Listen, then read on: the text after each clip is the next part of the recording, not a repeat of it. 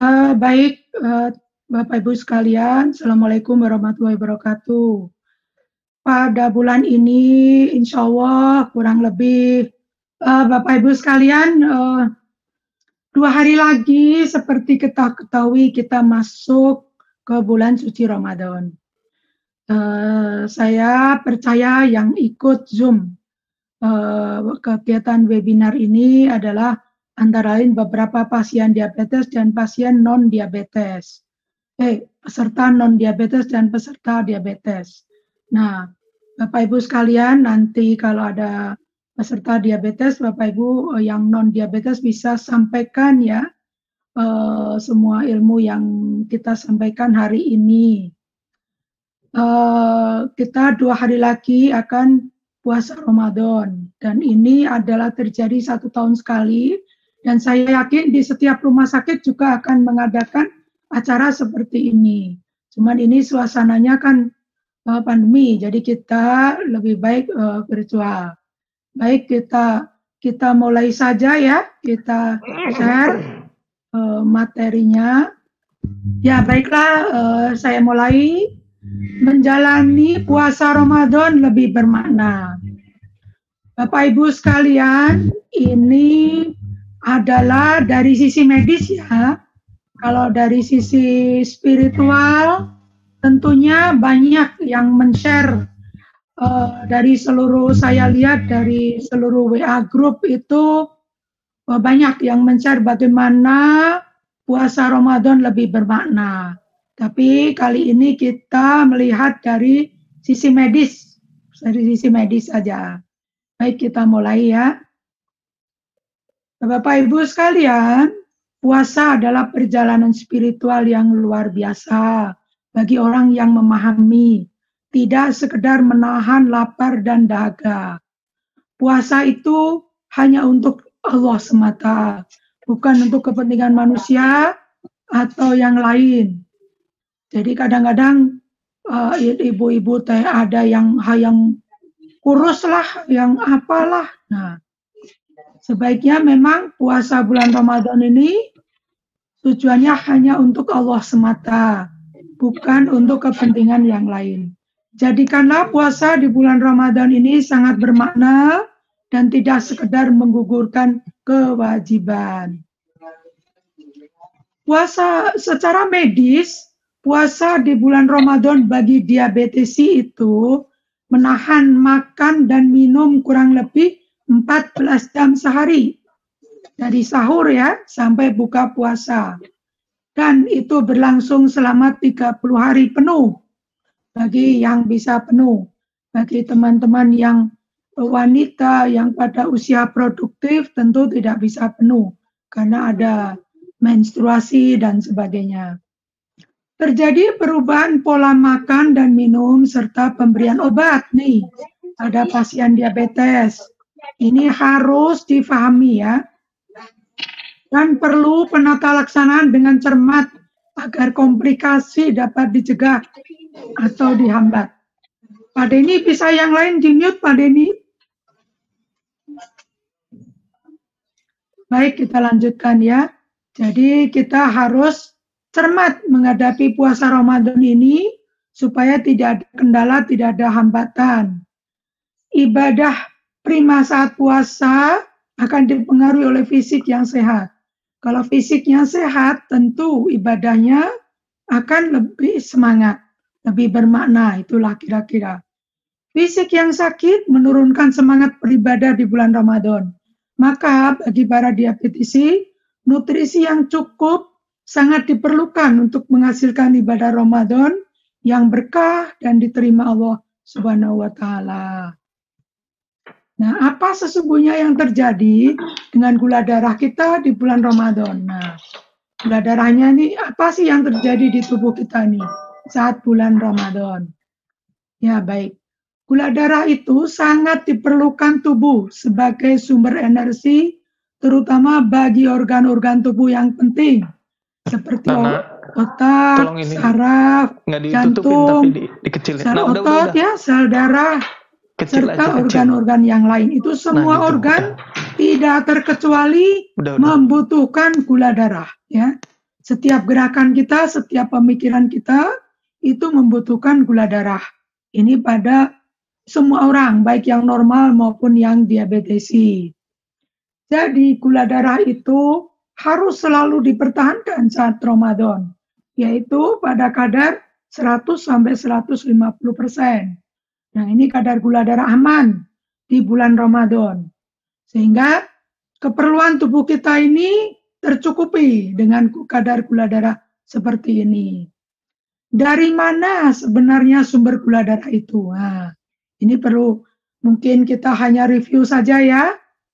Yang pertama, makanan dan minuman yang kita makan itu akan diolah oleh tubuh, dimetabolisir oleh tubuh menjadi gula darah yang akan nanti dikirimkan ke semua organ di dalam tubuh kita, termasuk otak dan lain-lain.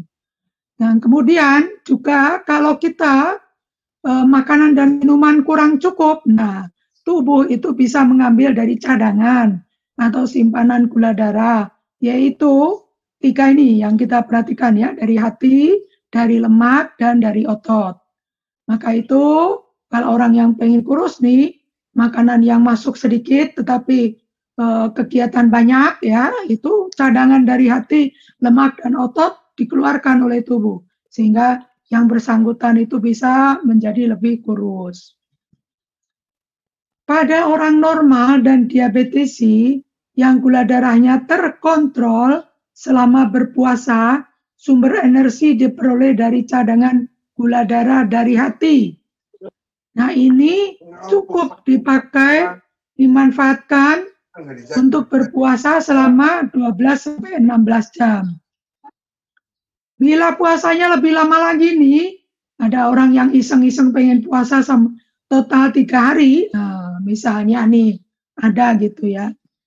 Baru cadangan itu diambil dari lemak dan otot. Sementara pada diabetesi yang gulanya masih tinggi, yaitu lebih dari 250 mg/sen, sumber energi dari hati tidak cukup. Nah, dia akan mengambil cadangan. Maka dipergunakanlah cadangan energi dari otot dan lemak. Akibatnya, penggunaan cadangan energi dari lemak akan kadang-kadang itu menghasilkan yang disebut benda keton. Bila jumlahnya besar, keton ini beredar di dalam tubuh kita, ini akan meracuni tubuh kita. Inilah yang sering menjadi malapetaka dan pasien tersebut harus dibawa ke IGD rumah sakit untuk dikelola, diobati, dan ditangani. Apakah diabetesi boleh berpuasa? Nah, ini pertanyaannya. Diabetesi terkontrol, nah, itu berpuasa kurang lebih 14 jam sehari tidak mengganggu kesehatan. Ini ya, perlu dicamkan nih. Kemudian diabetes yang tidak terkontrol bila berpuasa dapat timbul komplikasi berat, yaitu ketoasidosis yang tadi saya sampaikan, yaitu racun-racun keton itu bisa muncul di tubuh para diabetesi yang tidak terkontrol. Dan yang kedua bisa dehidrasi. Nah, ini bagaimananya nanti kita bahas berikutnya. Nah, diabetesi yang aman berpuasa apabila kadar gula darah terkontrol. Kemudian tidak menggunakan suntikan insulin lebih dari 2 kali per hari. Tolong ini dibaca benar-benar ya. Kemudian tidak ada gangguan pembuluh darah otak atau jantung yang berat. Kemudian cadangan lemak tubuh cukup. Misalnya orangnya tidak terlalu kurus sekali gitu ya. Kalau kurus sekali biasanya tidak aman juga ya. Kemudian tidak ada kelainan hormonal lain dan tidak dalam kondisi demam tinggi atau sakit. Jadi kalau demam tinggi atau sakit lebih baik tidak usah puasa. Nah, ini yang penting nih. Ini tolong dicamkan dan dibaca. Barangkali nanti Pak Denny menanyakan sudah bisa menjawab. Diabetes yang sebaiknya tidak berpuasa. Pertama, diabetes yang gula darahnya sulit terkendali. Nah, ini kalau naik di atas 250, 500, atau tiba-tiba turun 70, bahkan 50, itu sebaiknya tidak usah berpuasa. Kemudian pasien-pasien yang menggunakan insulin lebih dari 2 kali per hari. Nah, tapi biasanya orang-orang Indonesia ini kekeh, walaupun sudah 3 kali pengen juga Ramadan puasa. Nah, ini yang sangat harus hati-hati, sangat berbahaya juga ya. Kemudian yang ketiga adalah pernah mengalami koma, hiperglikemi, ketoasidosis. Apa itu? Yaitu gula darah yang tinggi sekali, biasanya di atas 500, di atas 600 sehingga pasien tidak sadar, koma. Itu pernah dialami pasien, nah ini rawan. Karena ini pun menjadi pasien yang tidak terkontrol ya, rawan sekali. Kemudian yang keempat adalah diabetes yang sedang hamil. Nah, diabetes yang hamil ya, itu sebaiknya tidak berpuasa. Biasanya orang hamil yang normal kuat berpuasa, tapi kalau diabetes sebaiknya disarankan untuk tidak puasa karena gulanya untuk suplai babynya juga lebih penting juga ya gitu. Lansia yang sulit memahami komplikasi yang mungkin timbul. Ini kadang-kadang ada ya, orang tua yang sudah pikun, diajak bicara juga sulit, bahasanya sudah makan, minta makan lagi. Nah, yang seperti itu memang tidak diwajibkan puasa. Ya cukup fidyah saja ya. Kemudian yang keenam, penyakit lain yang berat, misalnya serangan jantung, penyakit COVID, infeksi berat yang dirawat di rumah sakit, ini memang sebaiknya tidak usah puasa. Yang ketujuh adalah pernah lebih dari 2 kali hipo ataupun hiperglikemia selama Ramadan. Ramadan yang lalu pernah hipo 2 kali. Nah, ini sebaiknya tidak usah puasa. Ramadan yang lalu pernah hiper lebih dari 2 kali, hiperglikemi maksudnya, itu juga tidak usah puasa. Itu kira-kira ya diabetes yang sebaiknya tidak berpuasa. Nah, mengapa bila gula darah masih tinggi kok tidak disarankan berpuasa? Kenapa nih? Nah, bila gula darah masih tinggi, ini penjelasannya ya, penggunaan cadangan energi dari lemak terjadi lebih awal dan menimbulkan benda keton yang dapat meracuni otak. Ini yang tadi disampaikan ya, gula darah tinggi itu rawan terjadi benda keton yang meracuni otak. Ini juga membahayakan ya. Kalau jumlahnya sedikit mungkin tidak mempengaruhi. Kalau jumlahnya besar bisa tidak sadar pasiennya. Tubuh akan kekurangan cairan karena banyak dikeluarkan melalui air seni, air kencing. Jadi pasien yang tidak terkontrol, gulanya terlalu tinggi, biasanya kencingnya banyak sekali. Kencing terus, nah ini bisa menimbulkan dehidrasi. Dan tidak ada asupan minum selama puasa, kan puasa nggak bisa minum. Jadi kencing terus nggak bisa minum, akhirnya dehidrasi. Dan orangnya kehausan. Ya, yang ketiga, keracunan benda keton tadi ditambah dengan kekurangan cairan. Nah, inilah yang akan mengakibatkan koma atau pingsan yang membahayakan ya. Nah, ini sebuah animasi ya yang Bapak Ibu bisa perhatikan. Ini kalau insulin di dalam tubuh pasien diabetes kerjanya kurang baik. Ini sebetulnya gambar animasi ya. Bagaimana insulin gula itu nanti akan masuk, tadi disebutkan di semua jaringan tubuh, termasuk ini contohnya adalah sel otot. Ini kelihatan ya semua ya, ini yang pink ini sel otot, ini gula ini akan masuk ke sel otot nih kita nih, tapi melalui sebuah lubang lubang yang disebut ini reseptor namanya. Nah, ini reseptor yang segitiga merah ini sebagai kunci. Membukanya, gula bisa masuk ke dalam otot lewat reseptor. Nah, segitiga ini yang disebut insulin. Insulin inilah yang mempersilahkan gula masuk ke dalam jaringan otot ya. Nah ini bisa kita, tapi insulinnya ini kerjanya nggak bagus nih kerjanya ya. Nah insulin sudah kerja dengan baik, tapi gula tidak bisa masuk. Insulin kerja dengan baik, gula tidak bisa masuk. Nah ini animasinya seperti ini, sehingga apa yang terjadi? Nah, tidak ada bahan yang dibakar dan tenaganya menjadi turun. Inilah pada pasien diabetes tipe 2 ya. Ini gambar animasinya ya. Nah, sehingga apa akibatnya? Kadar gula darah meningkat terus makin tinggi karena gula tidak bisa dikirim ke jaringan otot. Tapi tidak hanya jaringan otot, seluruh tubuh itu nggak bisa masuk seperti ini. Sehingga dia berkeliaran terus di pembuluh darah dan kadar gula darah menjadi tinggi. Inilah sebuah kerja insulin yang kurang baik ya. Nah, kita lanjutkan. Maka berpuasalah dengan aman. Maka tetap aktif secara fisik dengan tetap memperhatikan kegiatan olahraga yang disarankan. Hindari aktivitas fisik atau olahraga berlebihan selama puasa sehingga gula darah tidak akan terlalu rendah. Hindari olahraga 1-2 jam sebelum buka puasa. Ini bahaya juga ya, karena gula darah terlalu rendah. Nanti bisa terjadi seperti itu dan terjadi koma hipoglikemi. Dan olahraga dapat dilakukan setelah makan utama buka puasa. Kegiatan tarawih memberikan manfaat karena mempertahankan keaktifan fisik.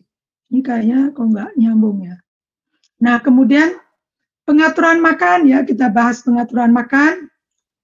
Jumlah kalori makanan yang dibutuhkan pada waktu puasa sama seperti bila tidak puasa. Maka perlu pengaturan jadwal makanan serta obat-obatan. Nah, ini nanti akan dijelaskan oleh Pak Ides ya. Pengaturan makanan, buka puasa tuh 50% kebutuhan energi sehari.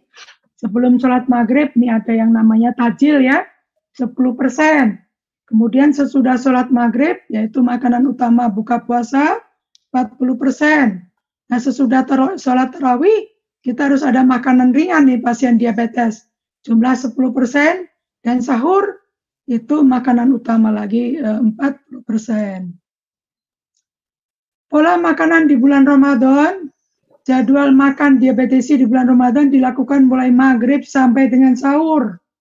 Jadi terkenalah pola makanan terbalik. Kalau biasa kan dari pagi sampai malam ya. Kalau Ramadan terbalik dari maghrib sampai ke sahur. Maka sebaiknya dipilih makanan yang bergizi tinggi dan menu seimbang.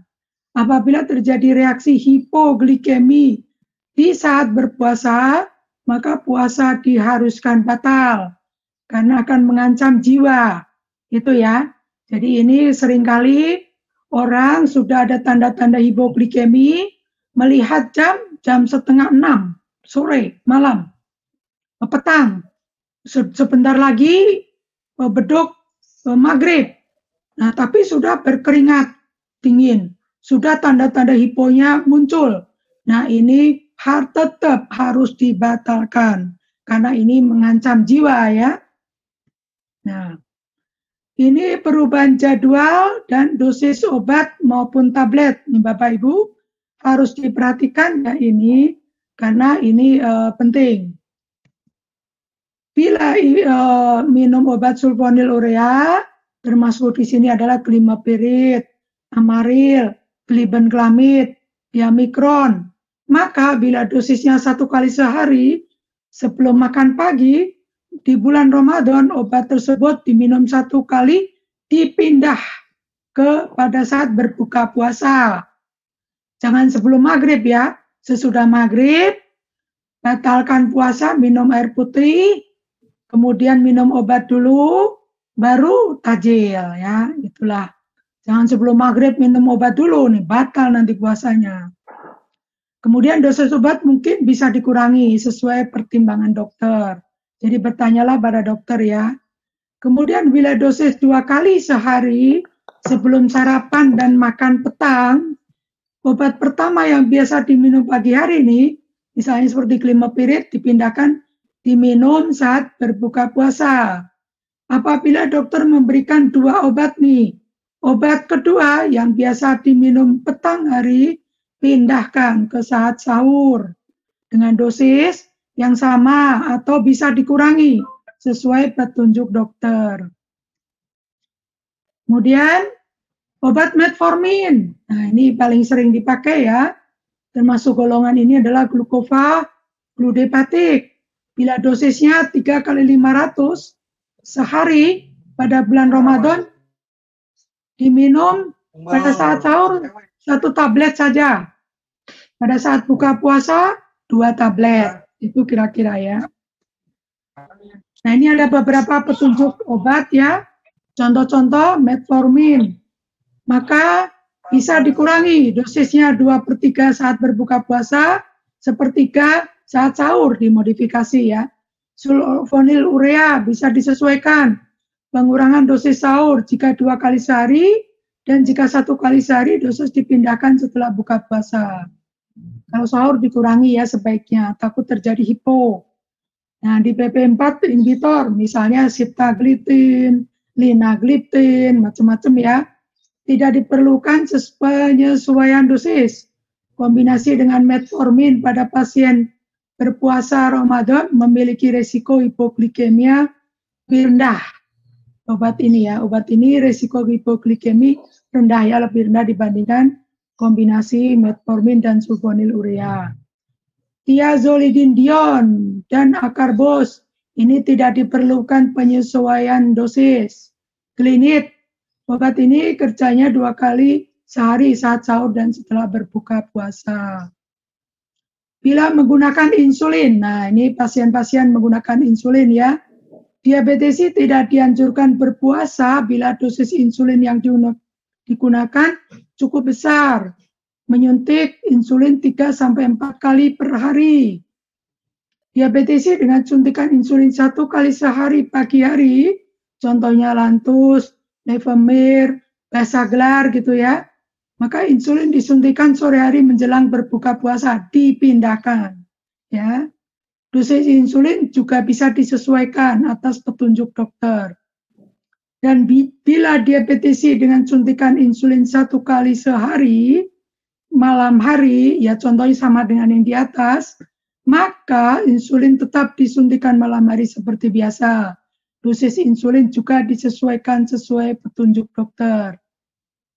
Risiko utama pada pasien diabetes yang berpuasa dengan insulin yaitu hipoglikemi. Bukan yang dengan insulin, semua diabetesi ya.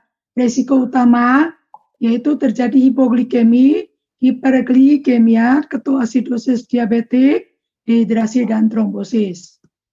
Hipoglikemi. Puasa Ramadan dapat meningkatkan risiko hipoglikemi berat sehingga membutuhkan perawatan di rumah sakit. Risiko hipoglikemi berat sering berkaitan dengan penggunaan insulin, obat diabetes, misalnya sulfonilurea, glinit, dan sebagainya. Perubahan dosis obat juga bisa terjadi hipo ya, meningkatkan dosis gitu ya. Nafsu makan yang menurun, perubahan gaya hidup atau aktivitas yang terlalu drastis. Nah, ini juga berbahaya juga ya. Kemudian tanda-tanda hipoglikemi. Nah, ini tolong Bapak Ibu camkan ya, ini cuti dihafalkan ya. Bila nanti ada pertanyaan, Bapak Ibu sudah bisa menjawab.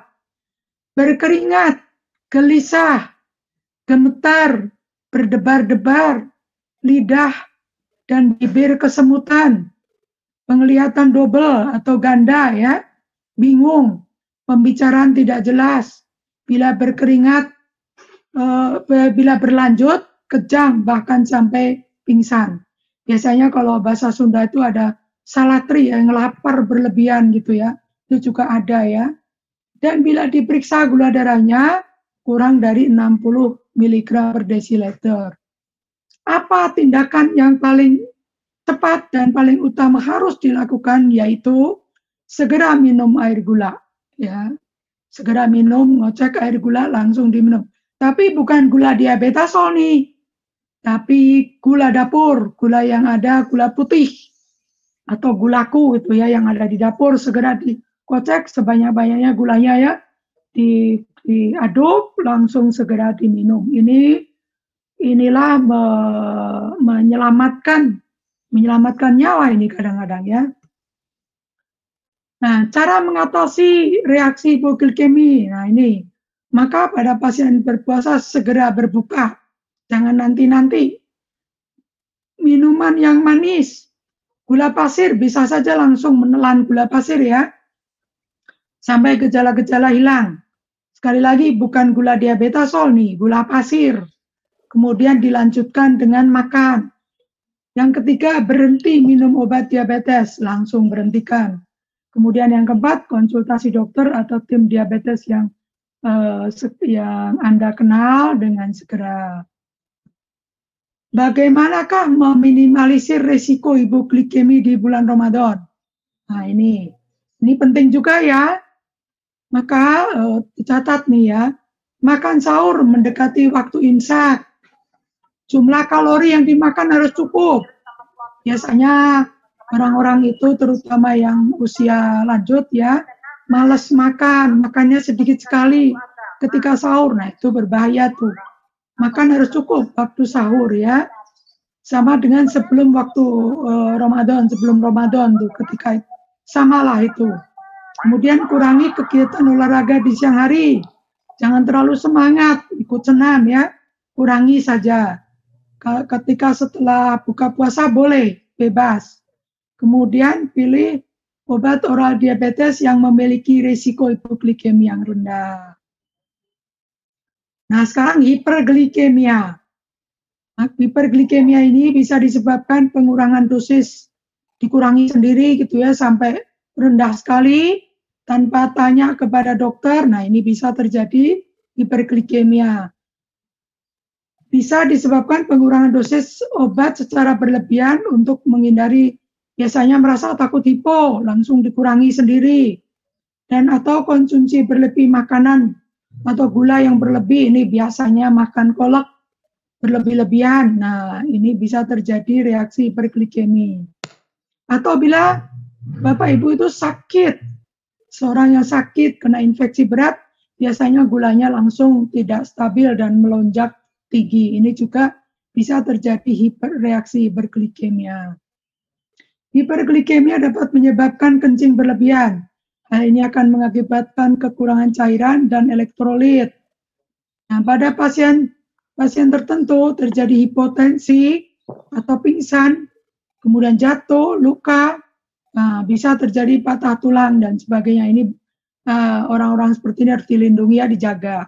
Maka bisa terjadi keadaan hiperkoagulasi, bisa terjadi stroke dan trombosis. Ketoasidosis diabetik. Pasien diabetes yang gula darah sebelumnya tidak terkontrol, terutama pada diabetes tipe 1, maka risiko ketoasidosis dapat meningkat. Risiko ketoasidosis juga meningkat pada pasien yang mengurangi sendiri dosis insulin secara berlebihan karena asumsi bahwa asupan makanan akan berkurang selama berpuasa. Maka ini harus minta petunjuk dokternya ya. Jangan main kurangi sendiri, takut ada berbahaya. Dehidrasi dan trombosis itu tadi salah satu efek samping dari berpuasa, itu bisa terjadi dehidrasi dan trombosis. Pembatasan asupan cairan atau minum yang sedikit berlangsung lama dapat menyebabkan dehidrasi. Dehidrasi lebih berat bila di wilayah atau suhu udara panas, misalnya di Cirebon, di Semarang, Surabaya, itu suhu udara sangat panas dan kelembapannya sangat tinggi. Ini memang agak berbahaya bagi pasien yang berpuasa Ramadan ya. Dan kemudian yang ketiga, dehidrasi dapat terjadi pada pasien yang melakukan kerja fisik yang berat. Maka apabila kerja fisik berat nih, misalnya tukang beca atau tukang-tukang bangunan yang memanggul berat banyak lama dan dia berpuasa, ini juga bisa terjadi dehidrasi dan bisa mengakibatkan fatal ya. Maka yang perlu diperhatikan pada saat Ramadan adalah individualisasi terapi. baik terapi obat tablet, insulin, obat-obat yang lain, makanannya, dan ini secara individual itu harus benar ya. Kemudian pemantauan gula darah dan pemantauan glikemi. Gula darahnya itu harus dipantau juga ya. Maka sebaiknya punya alat gula darah. Yang ketiga nutrisi. Nutrisinya jangan malas-malasan, jangan ogah-ogahan. Harus nutrisi seimbang dan cukup. Nanti Pak Ides akan menjelaskan. Namun juga sebaliknya jangan berlebihan, makan terus sampai terjadi hiperglikemi. Kemudian juga perlu diperhatikan aktivitas fisik, jasmani ya, diperhatikan. Nah, apabila terjadi hal-hal berikut ini, harus terjadi penghentian puasa Ramadan, yaitu apabila sakit, apabila hipoglikemi, dan apabila kadar gula darah puasa kurang dari 70, ini berbahaya juga ya. Atau sebaliknya kadar gula lebih dari 300. Ini perlu diperhatikan untuk penghentian puasa Ramadan. Nah, maka sebelum Ramadan tuh pasien-pasien ini perlu nih di penilaian medis sebelum Ramadan.